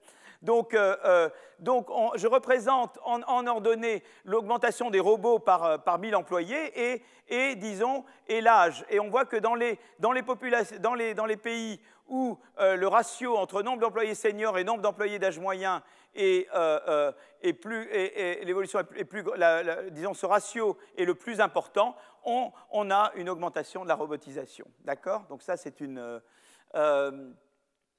alors maintenant, ils le font, la régression est celle-ci, quand ils représentent, voilà, on voit, donc je regarde le changement du stock de robots par 1000 employés et l'augmentation de l'âge entre 90 et 2025. Et on voit une relation tout à fait positive. Il y a un effet positif du vieillissement sur la robotisation. Quantitativement, les différences de vieillissement de population peuvent expliquer jusqu'à 1/3 de l'écart de robotisation entre les États-Unis et l'Allemagne. Donc c'est quand même pas mal, hein. C'est quand même important. Mais tout ça, ce n'est pas instrumenté pour le moment. Hein, c'est une régression sans instrument. Donc j'ai toujours le problème de la causalité. Est-ce que j'ai bien capturé la causalité de cette variable sur cette variable? Il pourrait y avoir une troisième variable qui affecte celle-ci, et donc je ne capture pas vraiment une causalité de celle-ci. Je crois que vous allez devenir vraiment parfaitement... Vous voyez, voilà, on a nos petits copains là. Hein. Il se peut très bien que l'évolution du marché du travail dans un pays affecte à la fois la migration et l'espérance de vie, et il affecte également l'installation de robots, et que donc la relation que vous avez observée entre ça et ça reflète simplement le fait que ces deux variables sont reliées à quelque chose de plus fondamental, qui serait l'évolution du marché du travail. Donc à nouveau, on va refaire, mais ça maintenant vous êtes des experts, je l'ai fait tellement de fois, on va remettre un instrument, hein, donc afin de supprimer cette source d'endogénéité, les auteurs utilisent comme instrument les taux de natalité nationaux moyens par tranche de 5 ans, d'accord ? Ces taux de natalité ne sont pas causés par les circonstances économiques futures sur le marché du travail, puisqu'ils se passent à une période antérieure à la période qui est regardée. Donc la natalité avant, à moins qu'on suppose que la natalité, quand je planifie d'avoir un enfant, je regarde, j'essaie de faire des prédictions, je demande à Simon qu'est-ce que me dit l'INSEE sur ce qui va se passer dans 35 ans. Enfin, peu de gens appellent Simon pour lui demander avant de décider d'avoir un enfant ou pas. Enfin, je ne sais pas, moi je n'ai pas fait. Hein. Donc voilà. Et donc, ces taux de natalité ne sont en principe pas causés par les circonstances économiques futures dans un pays donné, et ils expliquent pour une large part l'évolution démographique. Donc, ils constituent un instrument raisonnablement juste, quoi. Voilà. C'est raisonnable de penser que... Je fais rire mes petits copains. Voilà. Donc, et donc, je regarde donc, le changement du stock de robots par 1000 employés sur l'âge, sur le vieillissement. Et là, c'est instrumenté, et l'effet est encore plus fort qu'avant. Et je vois un effet positif, significatif du vieillissement. Voilà. Donc, et là, je regarde... par contre, si je regarde sur le vieillissement avant, je ne vois aucun effet. Vous voyez, c'est intéressant. Donc, c'est vraiment, c'est pas un effet direct. Si vous voulez, c'est vraiment le vieillissement qui a eu un effet dans cette période-là, quoi. Voilà. Le vieillissement de la population a un effet immédiat sur l'adoption des robots et pas d'effet retardé. C'est ça qui est important. Voilà. Donc, vous voyez, le vieillissement avant n'impacte pas sur la robotisation maintenant. C'est le vieillissement maintenant qui affecte la robotisation maintenant. C'est ça que la comparaison de ces deux régressions montre. Voilà. Donc, d'autres variables qui sont susceptibles de décrire l'adoption de robots, qui vont dans le sens de la même histoire, ils vont regarder l'évolution de la part d'import de différents types d'appareils robotiques. Donc, au lieu de dire « je vais contrôler par le… », ils vont dire « ben voilà, je vais regarder par les imports ». Voilà, donc ils vont au lieu de regarder la robotisation elle-même, ils vont dire ben, « je vais regarder l'importation ». Disons, je vais regarder si, dans un pays donné, je réagis davantage au vieillissement en important davantage, si dans les biens intermédiaires que j'importe, la fraction des robots dans ces biens intermédiaires est plus grande. D'accord ? Et on voit qu'effectivement, il y a une relation positive entre vieillissement et l'intensité d'importation en robots. Voilà. Donc ça c'est tout à fait compatible à ce qu'on avait avant. Voilà. Et à ce moment-là également, on va instrumenter, on va faire le même instrument qu'avant, on va instrumenter par les taux de natalité avant, comme on a fait avant, mais ce qui change, c'est la variable de gauche. Au lieu de dire les robots simplement, là, c'est les importations en robots, et on voit à nouveau qu'on a là, c'est les effets de la régression sans instrumentation, et là, dès qu'on instrumente, voilà, ça, c'est les effets de la régression avec instrumentation. Et on voit dans différents secteurs de l'économie. Donc ça, c'est tous les robots industriels, mais on voit que c'est en particulier important pour les distributeurs automatiques. C'est significatif, sauf pour les distributeurs automatiques. Ah ouais, ça c'est intéressant. Voilà, c'est intéressant pas pour. Donc on peut regarder dans différents types de machines. Ça c'est intéressant, de décomposer par secteur. Voilà. Donc, au niveau des pays, on a observé une relation positive entre vieillissement de la population et adoption de robots, avec deux façons de mesurer le degré d'adoption de robots, ou bien l'évolution du nombre de robots pour 1000 personnes employées, ou la part dans les importations de biens intermédiaires des robots importés. Et maintenant, les auteurs vont se concentrer sur le lien entre vieillissement de la population et adoption de robots au sein de zones d'emploi. Là, on l'a fait par pays. On a fait interpays, panel. Mais maintenant, on va regarder au sein d'un pays des zones d'emploi. Voyons, elle est plus micro maintenant. Donc on regarde maintenant, eh bien, on va regarder les robots situer le nombre d'entreprises qui installent et programment des robots par zone d'emploi. C'est les intégrateurs. On va voir comment le nombre d'intégrateurs, disons, évolue avec le vieillissement. Mais là, maintenant, c'est dans une zone. Le Z, c'est une zone d'emploi au sein des États-Unis. Donc, on n'est pas en train de regarder États-Unis versus France versus Allemagne. On regarde maintenant au sein d'une zone d'emploi aux États-Unis. Donc, pareil, les auteurs font d'abord une régression simple, ça on appelle OLS, puis une régression instrumentée, avec le même instrument que celui utilisé précédemment, le taux de natalité moyen par zone d'emploi avant 90. Donc, la régression simple donne un effet négatif, mais pas très significatif. Par contre, quand vous instrumentez, on voit que vous avez une relation positive. Vous voyez vraiment que dès que vous instrumentez, eh bien, les caractéristiques démographiques de la population de zones d'emploi données sont fortement corrélées avec l'évolution économique locale. Toujours le même projet d'endogénéité. Donc, et donc, du coup, c'est pour ça qu'on va faire des régressions. On fait des régressions avec l'instrument, qui, elle, marche, évidemment. Voilà. Donc, on utilise comme instrument, comme avant, voilà, on prend comme instrument le nombre d'enfants de 0 à 5 ans et de 6 à 10 ans par zone d'emploi en 90 ou de 50 à 90. On prend différents instruments, c'est toujours des naissances, en fait, avant la période qui nous intéresse, hein, et on trouve bien un effet positif du vieillissement de la population sur la robotisation, cette fois-ci au niveau local. D'accord? Donc, on l'avait vu au niveau d'un pays par rapport aux autres pays, et là, on le voit au niveau local. On regarde différentes localités, mais quand on instrumente, c'est important, l'endogénéité. Si je n'instrumente pas, là, dans les régressions locales, je perds complètement l'effet, quoi. Parce qu'il y a probablement des effets, des causalités inverses qui vont dans le sens inverse et qui donc annulent le résultat. Voilà, donc la régression avec instrument graphiquement, hein, voilà. Et voilà, donc on a bien observé une relation positive entre vieillissement et adoption de robots, à la fois au niveau d'un pays, mais aussi au niveau local dans un pays. Pour expliquer ce phénomène, l'intuition des auteurs est que pour l'adoption des robots devait être davantage prononcée pour les secteurs dans lesquels la part de la main-d'œuvre d'âge moyen est plus importante pour compenser le vieillissement de la population. Est-ce bien la cause sous-jacente? Alors, ce qu'ils regardent à ce moment-là, ils reviennent en comparaison entre pays, mais ils séparent les secteurs. Ils regardent des secteurs où il y a reliance on middle age, donc, ils regardent le fait qu'il y a opportunité d'automation. Donc, ça, il y a des secteurs où il n'y a pas d'opportunité d'automation. Et puis, il y a des secteurs où on se repose beaucoup plus sur middle age worker. D'accord? Et donc, le reliance on middle age worker, c'est la part d'employés d'âge moyen dans un secteur en 90. Opportunity for automation, c'est un indice de substituabilité entre humains et robots dans un secteur. Et le IR à gauche, c'est le nombre de robots pour 1000 employés dans une industrie I, dans un pays C, dans une année T. Et ce qu'il voit, c'est la chose. D'abord, le degré de substituabilité homme-machine, donc c'est Opportunity of Automation, et l'importance de la part de la main-d'œuvre d'âge moyen, tous les deux ont un impact, et on les met l'un séparément, là on les met ensemble, ils ont tous les deux un impact positif sur la robotisation, c'est-à-dire dans les secteurs où il y a place pour substituer des robots aux êtres humains, ou les secteurs où il y avait une part importante de personnes d'âge moyen employées, on voit que dans ces cas-là, dans les deux cas, et les deux sont importants. Voilà. Enfin, ils regardent l'impact de l'automatisation sur la productivité sectorielle, donc c'est log of VA, et voilà, donc ils regardent ça.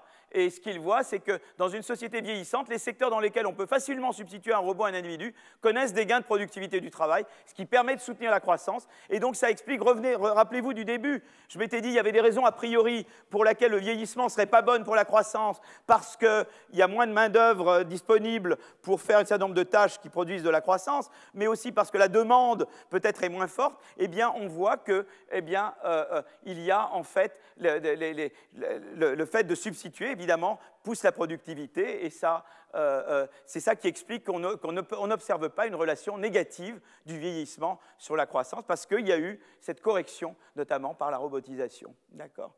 Donc, conclusion, quand on considère l'impact du vieillissement de la population sur l'économie, il est important de tenir compte de la façon dont ce vieillissement affecte la direction du changement technique, en particulier dans la mesure où les sociétés vieillissantes sont davantage incitées à automatiser leurs industries en réponse à la pénurie de main-d'œuvre d'âge moyen. Cela permet de soutenir la croissance, même dans une société vieillissante comme l'Allemagne, Donc voilà, donc c'est un petit peu voilà, les travaux qui ont été faits. Enfin, il y a plein de choses à faire, c'est un début, mais je vous montre ce qui a été fait jusqu'à maintenant comme travaux empiriques en parlant d'intelligence artificielle. Vous entendez beaucoup parler d'histoire. Moi là j'étais au truc de l'IB, c'est toujours sympa, en tant que Gary Shapiro, ils vous montrent des vidéos, c'est super sexy, c'est très intéressant, mais sur l'économie même de la chose, il y a eu finalement très peu de travaux, et notamment des travaux empiriques, il y a très très peu de choses pour le moment, ça c'est encore au niveau sectoriel, tout est encore à faire au niveau des études des données de firme. Donc ça c'est ce que je voulais.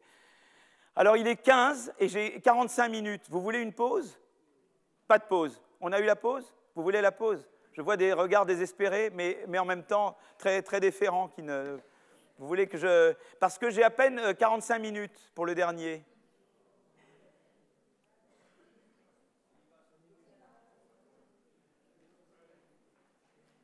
Vous me donnez le...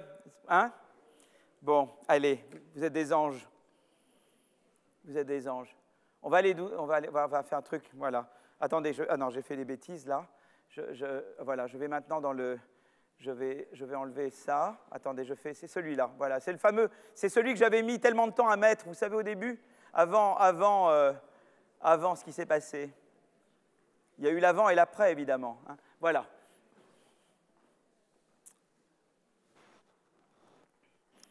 Alors, je vais passer maintenant à l'effet sur les inégalités. Et je ne vais pas vous embêter longtemps avec ça. En gros, si vous voulez, c'est un exemple où j'avais un a priori, et quand j'ai travaillé, et en travaillant, on a trouvé le contraire de ce qu'on pensait, et on a cru d'abord qu'on avait tort. Donc on a refait, et le même résultat tombait. Donc on s'est dit, notre idée a priori était fausse. Ça se passe autrement, quoi. Donc l'idée, c'est laquelle? Voilà, donc je vais effacer là, et je vais vous dire quelle était mon idée a priori. Mon idée a priori, c'était de dire, on sait que, si vous voulez, et ça c'est vrai qu'au niveau de l'économie dans son ensemble, on sait que c'est vrai, l'automatisation et l'innovation en général, là je parle d'innovation, mais je peux parler là je peux parler d'innovation et de R&D, mais c'est vrai avec l'automation. L'innovation en général, on dit que ça aide les gens qualifiés, mais ce n'est pas bon pour les gens pas qualifiés. Et il y avait notamment une étude, vous voyez, qui a montré beaucoup de ces auteurs, Berman, Bond, Greeley-Kess. Greeley-Kess était un économiste qui était à Harvard, qui est décédé il y a 15 ans. Et l'étude était de 1994. Jacques Mérès, que vous connaissez probablement, qui est en France, qui fait partie du même groupe que Greeley-Kess. Voilà, c'est toute une école de l'innovation, de l'empirique de l'innovation dans les années 80 et 90, ça a commencé dans les années 80. Et donc, si vous voulez, qu'est-ce qu'ils avaient dit, ces gens-là? On a vu qu'il y a eu une augmentation des inégalités de salaire dans les pays développés. Et ce qu'ils ont montré, si vous voulez, c'est que cette augmentation des inégalités de salaire est allée de pair avec ce qu'on appelle une accélération du progrès technique biaisé vers les qualifications. Vous voyez ce que je veux dire? C'est que tout d'un coup, il y a eu le progrès technique s'est accéléré, et s'est accéléré d'une manière qui, si vous voulez, met en valeur les qualifiés contre les non qualifiés. Vous voyez ce que je veux dire? C'est ce qu'on appelle un progrès technique biaisé vers les qualifiés. On s'est produit à produire des machines qui valorisent, qui augmentent la productivité des qualifiés, mais se substituent aux non qualifiés. Vous voyez ce que je veux dire? Et eux ont montré ça, quoi. Ils ont vraiment produit le premier papier, après il y a eu d'autres papiers, mais c'est vraiment les premiers qui ont produit une économétrie convaincante, parce qu'il y avait d'autres explications qui disent que c'est la libéralisation du commerce. Ça joue un petit rôle, mais le rôle essentiel a été joué par... Et là, il y a un livre de quelqu'un qui s'appelle Helpman, qui va sortir un livre sur commerce et inégalité de salaire. Et ce qui est très intéressant, c'est que Helpman arrive à la conclusion que Berman, Bond, Greeley-Kess avait totalement raison. Même si on regarde les études depuis 1994 jusqu'à maintenant, eh bien, le commerce international par lui-même, et c'est un petit effet. Le gros du truc, ça a été cette accélération du progrès technique biaisé. Et en fait, ce qu'ils ont montré, Berman, Bond et Greeley-Kess, c'est que c'est surtout dans les secteurs qui investissaient en R&D intensivement, ou c'est dans les secteurs qui achetaient du matériel informatique, que l'on observait cette accélération des inégalités de salaire entre qualifiés et moins qualifiés. Vous voyez ce que je veux dire? Donc, ça, c'est vraiment très important. Et ça reste. Donc, si vous voulez, nous, on était partis de leur truc, et nous, on s'est posé la question suivante. On a dit, voilà, on sait qu'une partie des inégalités, elle est à l'intérieur. Vous voyez, il y a des firmes. Je peux vous présenter une firme. Ça, c'est la firme F1. Ça, c'est la firme F2. Voilà, et puis il y en a d'autres. Et alors d'abord, il y a des inégalités de salaire au sein des firmes. Mais vous avez également des inégalités de salaire entre firmes. Et la question, c'est de savoir, enfin, une des questions que les gens se sont posées récemment, c'est est-ce que les inégalités de salaire ont augmenté plus à l'intérieur des entreprises ou entre entreprises? Et par exemple, aux États-Unis, ils disent que c'est surtout beaucoup entre entreprises que les inégalités de salaire ont beaucoup augmenté, entre les plus innovantes et les moins innovantes. Donc ça, c'est quelque chose d'intéressant. Vous voyez, comment cette augmentation générale des inégalités de salaire se ventile entre ce qui est intra-entreprise et inter-entreprise. Donc ça, c'est une question intéressante, voilà. Donc nous, on s'est intéressé ici, notre point de départ, c'était de dire, on sait qu'il y a eu des études par mon copain Bloom avec des co-auteurs divers qui a montré que c'est surtout, aux États-Unis, entre les entreprises, que les inégalités de salaire ont augmenté. Et nous, on s'est demandé avec mes co-auteurs, et mes co-auteurs, c'était surtout Richard Blandel et Antonin Bergeau, donc je devrais mettre dans le sens, et Griffiths, voilà mes trois co-auteurs. Donc Blandel et Griffiths, ils sont à Londres, à l'Institute of Fiscal Studies, et Antonin est mon étudiant, il passe sa thèse dans 2 semaines, il est à PSE et au collège, voilà, un brillant élément. Et donc, si vous voulez, on s'est dit, on va regarder l'élément interfirme. Eux, ils montrent que les inégalités ont augmenté entre firmes. On va dire que c'est une explication évidente. C'est que c'est les firmes innovantes par rapport aux moins innovantes. Celles qui sont innovantes payent mieux que les moins innovantes. Ça paraît évident, d'accord? Et donc voilà. Et nous, notre idée de départ, c'était de dire, ceux qui vont être payés mieux, c'est surtout les qualifiés. C'est-à-dire, si vous avez des qualifiés et des pas qualifiés là et là, et nous, notre présupposé, c'était qu'en fait, le premium à travailler là plutôt que là était plus grand pour les qualifiés que pour les non qualifiés. C'est évident que les qualifiés vont gagner plus que les non qualifiés, mais nous, on pensait que d'autant plus de travailler à la firme qui est innovante, qui est celle-là, et la firme moins innovante qui est celle-là, le premium à travailler dans celle-là est plus... Nous, on pensait qu'il serait plus grand pour les qualifiés, à cause de Bernard Bond, Grillikes. Et patatras, qu'est-ce qu'on trouve? On trouve que le premium est plus grand pour les moins qualifiés. On s'est dit, on a eu faux, les régressions, on va les refaire, on va recommencer. Et on recommençait, et on recommençait, et on recommençait, et on trouvait toujours la même chose. On s'est dit, mais bon Dieu, qu'est-ce qui se passe? D'accord? Donc ça, c'est un bon Dieu, qu'est-ce qui se passe, ce papier? Vous voyez? Voilà. C'est un papier qui est basé, c'est de comprendre un truc qui nous tombe à la figure et qu'on n'attendait pas. D'accord? Donc comme je ne vois plus l'heure parce que j'ai le projecteur, il est 23, donc j'ai le temps de montrer.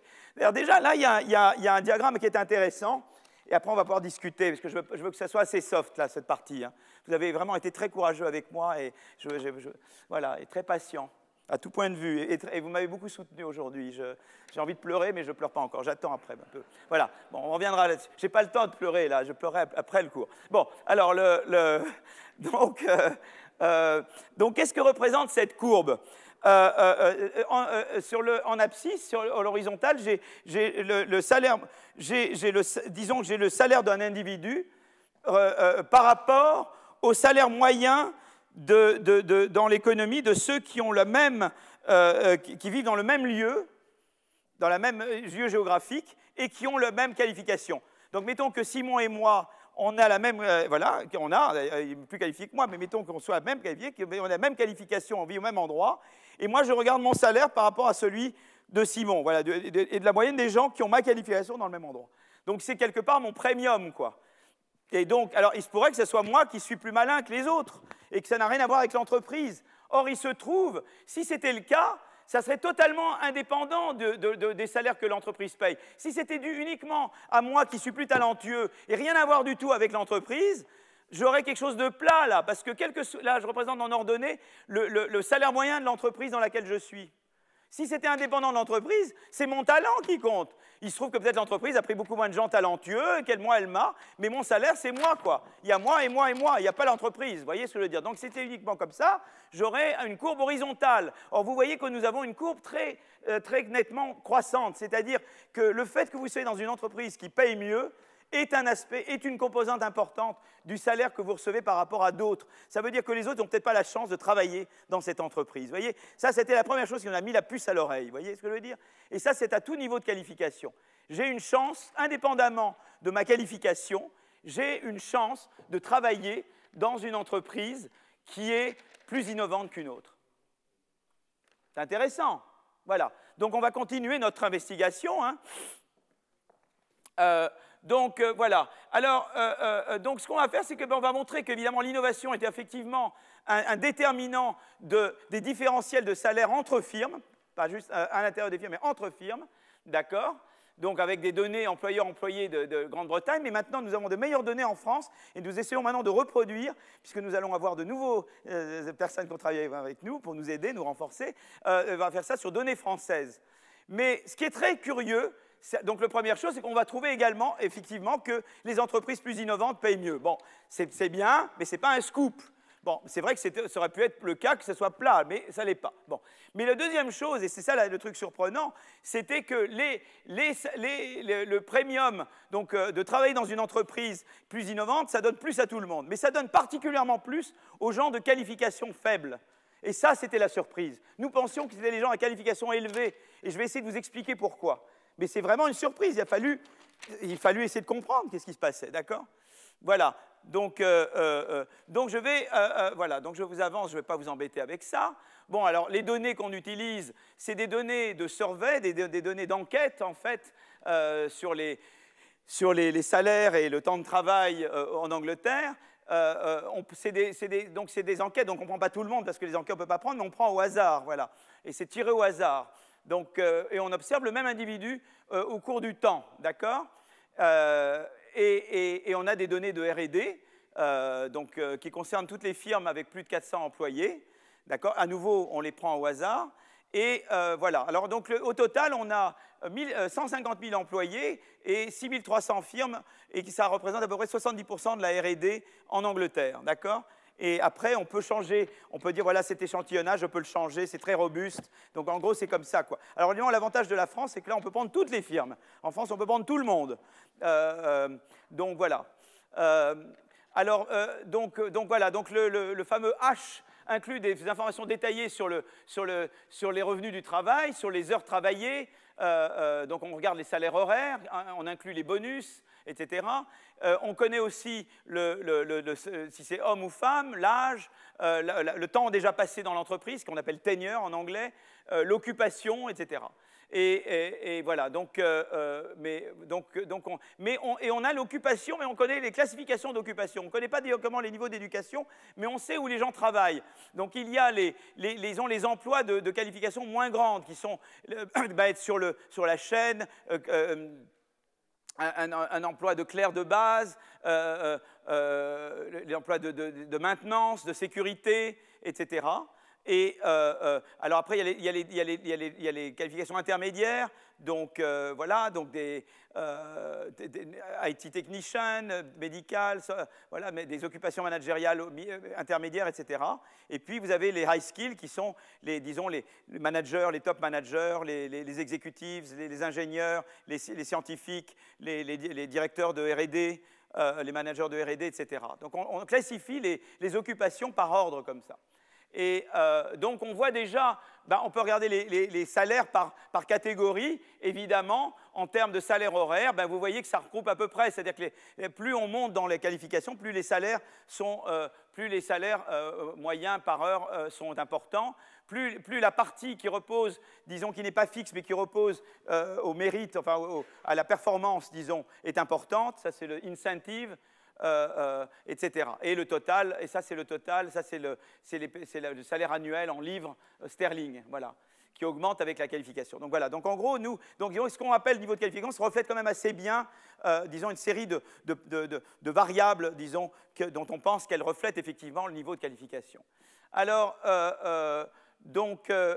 alors on peut regarder au niveau de l'OCDE que c'est en fait, on voit que, disons, au top de la... on regarde les 10% les mieux payés, les moins % les mieux payés. Qu'est-ce qu'on regarde? au top, les tops sont payés, le top de ma mesure sont payés 11 fois les moins bien payés en Grande-Bretagne. On peut regarder, c'est comparable en France, aux États-Unis c'est plus, ça représente 19, c'est moins en France et en Allemagne, et encore moins en Scandinavie. Donc les inégalités de salaire entre les niveaux de qualification les plus grands et les moins grands, voilà, c'est à peu près l'ordre de, voilà les ratios dans les différents pays, d'accord? Mais ça va toujours dans la même direction, hein. Donc on va mesurer l'intensité de recherche. Donc on va avoir une variable qui mesure, je ne vais pas vous embêter avec ça. On va mesurer l'intensité de recherche. Et là, ce que je regarde, c'est à quel niveau je me situe dans la distribution des logs des salaires. Oubliez le log, c'est pour ceux qui n'aiment pas le log. Mais ça vous donne, donc les gens à gauche, donc les gens à gauche, c'est les gens les moins bien payés. À droite, c'est les mieux payés. Et vous vous dites, vous regardez un certain centile et vous regardez un certain niveau de salaire. Quelle est la part des travailleurs à ce niveau de salaire qui sont dans des firmes qui investissent beaucoup en R&D, vous voyez, par rapport à des firmes qui n'investissent pas. Et vous voyez que plus le niveau de salaire est élevé, plus vous avez une chance, la probabilité est grande que vous êtes employé dans une firme qui fait de la R&D. Vous voyez ce que je veux dire? Donc c'est déjà intéressant. Tout ça, on va dans le sens, hein, j'y vais doucement, doucement, doucement là, hein, d'accord? C'est comme ça, les travaux empiriques, on va très très doucement, il faut être très patient. Moi, j'étais un théoricien, je disais toujours à mon ami Blandel, mais alors, et cette régression, et alors ça? Il me dit, oui, mais toi, tu as une idée en 1 minute, mais moi, ça me prend 1 mois à faire la régression, tu vois, donc voilà. Donc on apprend à être patient quand on travaille avec des empiristes. Donc ça, c'est déjà le premier résultat. Alors là, maintenant, je vous montre une deuxième courbe, et la deuxième courbe, elle vous dit, voilà, étant donné le niveau d'intensité de R&D dans une entreprise, quel est le salaire que paye l'entreprise, disons, quel est le salaire moyen des travailleurs dans cette entreprise relativement à la moyenne du marché du travail. Et vous voyez que ça augmente. Plus la firme est intense en R&D, plus en moyenne, les gens dans la firme sont payés relativement à la moyenne des gens. D'accord? Donc ça, ça va dans le même sens, hein. C'est différentes manières de dire que ça va dans la même direction, quoi. Qu'on paye mieux, les firmes plus innovantes tendent à mieux payer. Voilà. Et alors maintenant, je vais regarder une firme qui fait de la R&D, une firme qui n'en fait pas, et je regarde eh bien, les salaires moyens de la firme par rapport à la moyenne du marché du travail, d'accord? Et en fonction de l'âge de l'employé. Donc, vous voyez comment d'abord le salaire évolue avec l'âge. Donc, vous voyez, vous augmentez beaucoup jusqu'à 40 ans, après ça tend à décliner un petit peu, voilà. Mais ce qui est intéressant, c'est que c'est le salaire relatif à la moyenne, hein. Et ce qui est intéressant, c'est que vous êtes toujours au-dessus quand vous êtes dans une firme. Donc là, ça va toujours dans l'idée que vous êtes mieux payé dans une firme, vous êtes mieux payé à tous les âges, et c'est à peu près le même profil. Mais le profil est toujours au-dessus quand vous êtes dans une firme plus innovante, quoi, voilà. Hein, vous augmentez plus vite. Quand vous êtes dans une salaire plus innovante, je prends plus l'ascenseur que si je suis dans une firme pas innovante. Donc il y a un aspect firme. C'est toujours cette idée que ce n'est pas uniquement mon mérite à moi, c'est le fait que je suis pris dans une firme. Alors peut-être que c'est mon mérite qui fait que je suis pris dans une firme plus innovante, mais il y a une composante firme qui est importante. Et alors maintenant, on régresse d'abord, on regarde, donc d'abord, on va régresser les salaires d'un individu. Vous voyez, on regarde les salaires d'un individu à une certaine occupation, qui est J, dans un certain marché du travail, dans une firme F au temps T. Et on va le régresser, disons, sur l'intensité de R&D de la firme au temps T. D'accord? Donc c'est ça et on va mettre toute une série de contrôles, l'emploi dans la firme, la part des hommes versus femmes, la part des gens à temps plein et pas à temps plein, l'âge moyen des travailleurs, depuis combien de temps les travailleurs sont là, tout ça on va le mettre dans les contrôles et on va régresser, et on va faire cette régression. Et on voit d'abord donc la chose générale, ça c'est la manière, disons, très rigoureuse de montrer ce truc-là, mais en régression. On le montre, on voit que, eh bien, avec différentes spécifications, on corrige pour différents effets fixes, mais on voit qu'il y a toujours une corrélation très positive entre la R&D et le salaire. Voilà, donc ça c'est la première chose qu'on montre. Et alors après, qu'est-ce qu'on regarde? C'est que là, maintenant, on vient dans le résultat le plus intéressant, c'est par qualification, par niveau de qualification.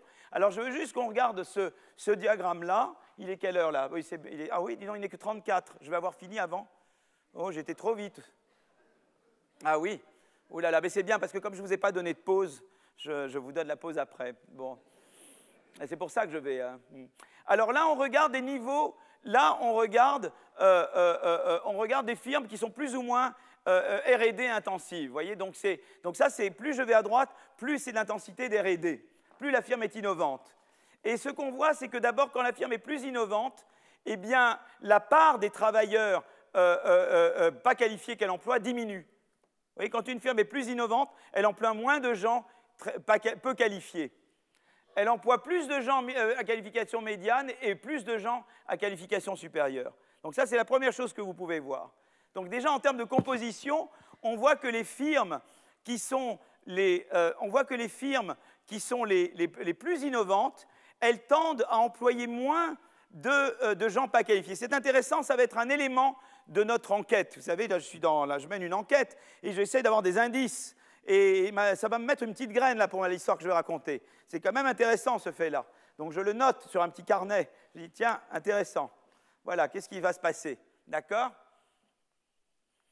Allez, voilà, et la courbe, c'est celle-là. Vous voyez, ça c'est la grande beauté. Ça c'est le papier. C'est ça le papier. Vous avez compris cette courbe? C'est le papier. Tout le reste, c'est autour de cette courbe. C'est au cours de ce graphique. Ça, c'est la chose qui nous est tombée sur le... C'est la surprise. C'est-à-dire que là, qu'est-ce que vous regardez? Vous regardez à tous les âges, vous voyez, le premium, là, c'est le wage par rapport au labor market mean, d'accord? Et, ah non, non, non, c'est pas encore ça. Non, non, c'est pas celui-là, c'est le prochain. Non, non, non. Désolé, j'étais un peu rapide là. Non, non, c'est pas encore, on n'est pas encore dans le bon là. Non, non, retenez votre souffle, c'est pas encore le bon. Ce qui se ressemble beaucoup, mais c'est pas celui-là. Là, simplement, ce que je regarde, c'est à niveau de qualification, avec l'âge, comment ça marche. Et effectivement, là, on voit qu'avec l'ancienneté, ben, je tends à gagner toujours plus ou moins un peu plus. Peut-être là, un petit peu, je baisse un peu sur la fin, mais je tends à gagner plus, en tout cas jusqu'à 40, etc. Et d'autant plus si je suis high skill. Donc ça, c'est pas surprenant. Vous regardez la carrière d'un skill et d'un low skill, eh bien, le high skill, dans sa carrière, en moyenne, il va gagner plus. Donc tout ça va dans le sens de Berman Band Greeley-Kess, si vous voulez. Vous voyez, vous prenez un type qualifié, vous regardez sa carrière au cours du temps, c'est pour ça qu'on dit à nos enfants qu'il faut absolument qu'ils étudient, parce que s'ils étudient, c'est ça qu'il faudrait leur montrer à nos enfants. Vous voyez, vous étudiez, voilà dans quelle courbe vous êtes, vous n'étudiez pas, voilà où vous êtes, donc étudiez plus, quoi. Voilà, donc ça c'est important. Mais ça, ce n'est pas le scoop. Le scoop, il vient après. Alors le scoop, il est là. C'est que là, je regarde l'intensité de R&D et je regarde le salaire relativement à la moyenne du marché du travail. Et ça, c'est le premium, c'est la différence entre ce niveau-là et ce niveau-là. Et vous voyez, donc ça augmente pour tout le monde, toutes ces courbes sont positives. C'est-à-dire que vous preniez des gens dans les qualifications basses, dans les qualifications médianes ou dans les qualifications élevées et que vous comparez ce qu'ils gagnent entre une firme qui est innovante et pas innovante, à chaque fois, toutes les catégories vont gagner plus dans la firme innovante. Ça, ce n'est pas un scoop. Mais la surprise, c'est ça, c'est que cette courbe-là, elle est beaucoup plus en pente que celle-là. Moi, je pensais que celle-là allait être beaucoup plus en pente que celle-là. Et ça a été la surprise. Ça, c'est sympa. Vous voyez, là, je me suis dit, tiens, là, il y a un truc marrant. La plupart du temps, on montre des choses auxquelles les gens s'attendent. Déjà, c'est pas mal de pouvoir montrer que c'est vrai, quoi. Avec les instruments, les machins, bon, hein, on rame et on rame et on rame. Mais là, on se retrouve avec ce truc. Bon, donc on se dit, il faut expliquer ça. Alors on se dit, c'est pas comment je peux réconcilier ça au fait qu'au total, la révolution technologique a profité plus aux skills qu'aux hand-skills. C'est ça que je veux comprendre. Au niveau de l'économie tout entière, l'accélération du progrès technique a profité plus aux skills, mais si je regarde un skilled qui est employé si je regarde un travailleur qui est employé dans une firme innovante versus pas innovante, eh bien, il gagne beaucoup plus s'il est low skill que s'il est high skill. Comment je peux réconcilier ces deux faits? C'est ça la question. C'est ça pour ça qu'il y a une énigme. Parce qu'au niveau de l'économie tout entière, les gens qualifiés gagnent plus au progrès que les autres. Et pourtant, on a l'impression que là, ils gagnent moins. Alors, qu'est-ce qui se passe? Ah! Alors... Vous voyez, et on le voit là. Vous voyez, là, c'est l'interaction, vous voyez, avec le skill, avec low skill et middle skill. Mais c'est là qu'elle est forte. Vous voyez, l'effet de la R&D est beaucoup plus fort quand j'ai l'interaction avec low skill. Un petit peu mieux avec middle skill, mais la base, c'est le high skill là-dessus. D'accord? Le demi, c'est pour middle skill et low skill. Donc si par rapport à high skill, je descends à low skill, j'augmente de beaucoup l'avantage à être dans une firme plus innovante et j'augmente un petit peu, mais un peu moins, si je vais de high skill à middle skill. D'accord? Et l'idée, c'est que, donc c'est intéressant. Si je bouge, disons, d'un écart, ce qu'on appelle one standard deviation, je ne sais pas comment on le dit ça en français. Simon, comment on le dit? Un écart type d'une unité hein, dans la distribution des intensités en R&D, d'accord? Et bien, ça donne une augmentation de salaire de 2,3 pour les salaires pour les travailleurs dans les low skills, et ça n'a pratiquement pas d'effet sur les travailleurs high skills. Alors, on veut comprendre qu'est-ce qui se passe, pourquoi il y a cette différence. D'accord? Et c'est robuste à plein de choses. On peut mettre plein de tests de robustesse. On enlève le secteur financier, on garde seulement les firmes innovantes, on regarde différentes formes fonctionnelles, d'autres mesures de qualification. On peut faire plein de différences. C'est robuste. Et l'idée est la suivante. C'est en fait, je vais vous raconter l'histoire. Évidemment, je ne vais pas vous montrer ces trucs horribles. D'accord? Donc, l'idée est la suivante. Je vous la raconte en m'asseyant sur la table. Voilà. Donc, je vais m'asseoir sur la table et je vais vous raconter les modèles. Voilà. L'idée est la suivante, ou pas que je tombe, c'est que en fait, eh bien, les firmes plus innovantes, ce qu'elles font, c'est qu'elles ne gardent que quelques personnes qui ont low skill. Et elles en gardent pas, et beaucoup elles ne gardent pas. Et on a vu tout à l'heure qu'il y en avait moins employés par elles. Donc elles font ce qu'on appelle de l'outsourcing. Elles délèguent, elles délocalisent, enfin elles délèguent à d'autres firmes les tâches de maintenance, etc. Mais elles gardent quelques personnes qui ont low skill, mais avec qui elles ont confiance. Mais c'est low skill parce que typiquement ce qui se passe, c'est que dans les firmes plus innovantes, la complémentarité augmente entre la personne high skill et moins high skill. Vous comprenez? Et donc, on peut être low skill si on s'occupe de maintenance et qu'on met le feu à un laboratoire. Bah, c'est très embêtant, vous comprenez? C'est toujours embêtant de mettre le feu quelque part. Hein. Mais c'est très embêtant quand on a un truc. Et donc, si vous voulez, il y a l'idée qu'en fait, dans des firmes plus innovantes, elles sont plus innovantes. Et ce qui augmente également, c'est la complémentarité entre les tâches high skill et les tâches low skill dans l'entreprise.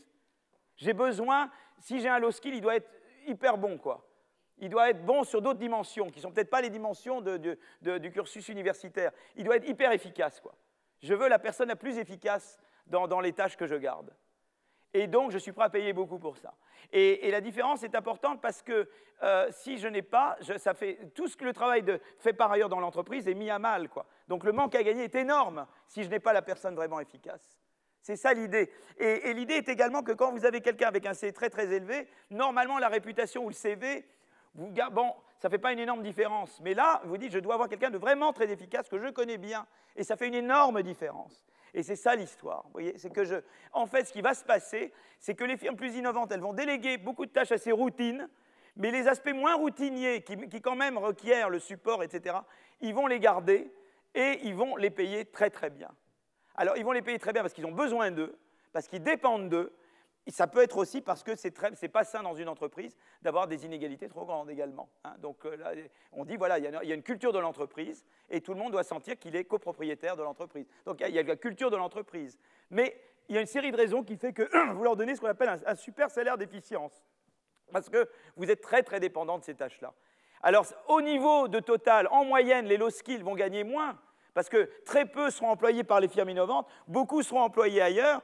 Et ceux qui sont dans les firmes innovantes, ils ont le jackpot, ils vont gagner vachement bien, mais les autres, ils ne vont pas gagner terrible. Et quand vous regardez Berman, Bond, Greely-Cass, vous faites la moyenne de tout le monde, vous comprenez? Donc c'est pour ça qu'au total, ça bénéficie plus aux skills qu'en skills, mais les hand skills qui restent dans les firmes qualifiées, ils ont un super bonus, voilà. Voilà ce qui se passe. Et alors après, donc ça c'est le modèle, c'est l'histoire, et après ce qu'on essaie de faire, c'est de tester des faits qui étaient compatibles avec cette histoire-là. D'accord? On est au milieu de ça, pour vous dire la vérité. On a regardé certaines choses, et il y a encore d'autres choses qu'on va regarder. Mais on est à ce point-là de l'enquête. L'enquête n'est pas terminée encore, vous voyez? Je vous donne une recherche qui est en progrès. Hein? Voilà. J'espère que c'est progrès et pas régression. Alors, donc, on essaie de mettre la donnée. Alors, on regarde, par exemple, la complémentarité. Mon histoire, je vous ai dit, c'est cette idée que les firmes plus innovantes ont davantage de complémentarité entre qualifiés et moins qualifiés. D'accord? Alors, on va regarder des données de US Department of Labor qui s'appelle Occupational Information Network. Et c'est collecté pour des travailleurs aux États-Unis. Et voilà, donc ce n'est pas fait en Angleterre. Hein, et c'est par occupation.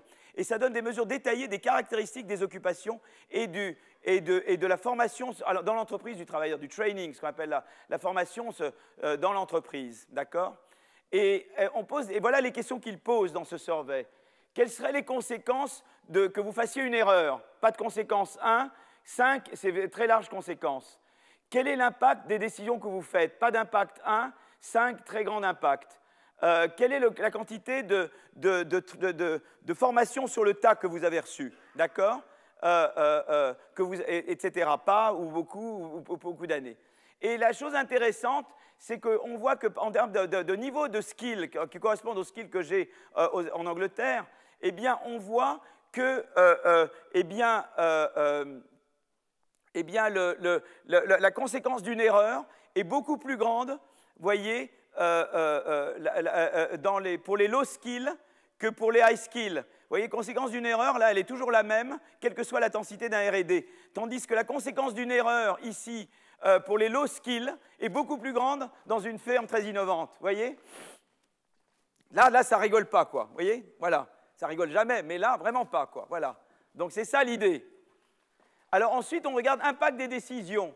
Donc là, impact des décisions, on voit que, bon, là, c'est à peu près pareil partout, ça donne pas, là, c'est pas, là, oui, on voit que pour les grands, c'est pas croissant, là, c'est croissant. Mais enfin, comme c'est de 1 à 1,01, c'est pas très intéressant. Et après, on regarde le niveau de training, et on voit que si vous voulez, quand on est dans les plus grands de R&D, vous voyez, la proportion du training, eh bien, ce qui se passe, c'est que plus on est, vous voyez, regardez, là, ça décroît et ça augmente. Plus on est une firme R&D intensive, plus la part des travailleurs qui reçoivent un long training augmente. Et là, pareil. C'est-à-dire que c'est très intéressant, c'est les travailleurs dans les low skill occupations. C'est-à-dire que plus on est une firme innovante, plus on donne du training à un low skill. Donc, qu'est-ce qu'ils font? Ils gardent les low skills, ils les gardent d'abord ceux à qui ils ont confiance, et ils leur donnent beaucoup de formation dans l'entreprise. Vous comprenez? Ils les forment pour l'entreprise. Et ça va se refléter dans les salaires également. Donc, ils en gardent très peu, et ceux qui gardent, ils les entraînent, et ils les gardent, etc. Et ils vont beaucoup mieux les payer. Mais au niveau de l'économie tout entière, évidemment, la technologie, l'innovation va profiter plus aux high skills. Voilà toute l'histoire. Et donc, c'est assez intéressant parce que ce n'était pas du tout l'histoire que nous pensions au départ. Et là, maintenant, on va regarder des données directes sur l'outsourcing où on va montrer directement que les travailleurs, il y a davantage de tâches faites à l'extérieur dans des entreprises plus innovantes. Et donc, on va le montrer avec d'autres mesures. Il y a aussi quelque chose qui est intéressant, c'est la longueur de temps. C'est que cette prédiction aussi, cette histoire que je vous raconte est compatible avec l'idée que quand vous êtes low skill, dans une qualification faible, dans une entreprise très innovante, on va vous entraîner, vous allez rester longtemps dans la maison. Tandis que les high skills, eux, ils peuvent bouger plus facilement. Et c'est exactement ce qu'on voit. On voit que quand on regarde des moins innovantes aux plus innovantes dans la firme, on voit que le temps que passent les low skills, il augmente très, très, très brut. Tandis que le temps passé par les high skills augmente, mais légèrement. Donc, quand on est dans une firme plus innovante, ça fait augmenter beaucoup plus le temps que passe à quelqu'un de qualification basse. Donc, c'est vraiment cette histoire qu'on vous garde et on vous traîne pour que vous restiez. Et on vous donne des qualifications qui sont très firmes spécifiques, qui sont très propres à la firme, que vous ne pouvez pas facilement transférer d'une entreprise à l'autre. Et c'est pour ça que vous allez rester plus longtemps. Donc, il y a vraiment cette espèce d'investissement mutuel dans la firme pour les gens moins qualifiés. Donc, vous voyez, c'est conclusion. Donc, on est parti d'une idée et on est arrivé à quelque chose qui était contre-intuitif. Et d'un coup, il y a une nouvelle histoire qui s'est développée et on a testé un certain nombre de prédictions supplémentaires compatibles avec cette nouvelle histoire, voyez. Et c'est intéressant parce que ça montre que la relation entre technologie et inégalité, même si globalement elle est ce que vous pensez, quand vous regardez au niveau des entreprises, elle est plus complexe que ce que vous pensez. Et c'est intéressant de rentrer dans le détail. Et vous pouvez suivre ça comme une enquête, vous voyez, comme une enquête policière. Vous allez de là à là, à là, à là, et vous testez truc par truc par truc. Et à chaque fois, il pourrait y avoir A ou B, la raison. Vous voyez si c'est A et si c'est pas B, vous continuez. Ça peut être encore ça ou ça, et vous continuez. Et c'est comme ça que vous progressez dans la compréhension d'un phénomène. Voilà. Et que la théorie fait écho à l'empirique. Voilà. Je vais m'arrêter là, et je vous remercie de tout. Voilà.